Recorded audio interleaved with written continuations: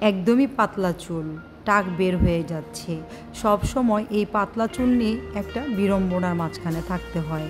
পাতলা চুল নিয়ে কোথাও যেতে পারছেন না এবং মাথায় কোনো রকমের হেয়ার স্টাইল করতে পারছেন না।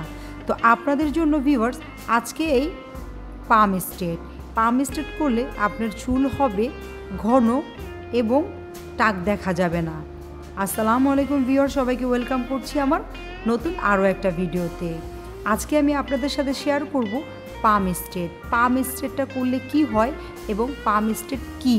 পাম স্ট্রেট করলে যাদের মাথায় চুল কম, টাক বের হয়ে গেছে, তাদের মাথার চুলের সমাধান হবে, টাক দেখা যাবে না, চুল হবে সুন্দর এবং ভলিউম। কোনো রকমের সাইড এফেক্ট ছাড়াই আপনি ভলিউম স্ট্রেট করতে পারেন। আপুর চুল অনেক পাতলা এবং আপু 1 থেকে 1.5 বছর আগে পাম স্ট্রেটটা করেছিলেন। এখন চুলটা নিচে নেমে গিয়েছে দেখে সে রিটাচ করার জন্য আসছে। আমি এখানে নিয়েছি ভ্যালোসিটি এবং নিয়েছি কিছু রাবার। চুলগুলো সিথি কেটে বেনি করতে হবে। বেনি করার পরে এই ভ্যালোসিটি মেডিসিনটাকে চুলে অ্যাপ্লাই করতে হবে। অ্যাপ্লাই করার সময় ভিউয়ার্স খেয়াল করতে হবে কোনো রকমের স্ক্যাল্পের মধ্যে যেন এই মেডিসিনটা না পড়ে। স্ক্যাল্পের মধ্যে মেডিসিনটা পড়লে চুল উঠে যেতে পারে কিংবা স্কিনে কোনো রকমের প্রবলেম হতে পারে।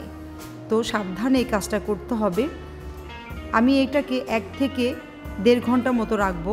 1.5 ঘন্টা পর একটা করে বেনি খুলবো আর স্ট্রেটনার দিয়ে 5 থেকে 6টা করে স্ট্রেট আয়রন দিয়ে টান দিতে হবে। তো ভিউয়ার যাদের সমস্যা আছে আপনারা পাম স্ট্রেট করতে পারেন এবং আপনাদের সৌন্দর্য ফিরিয়ে আনতে পারেন চুলের।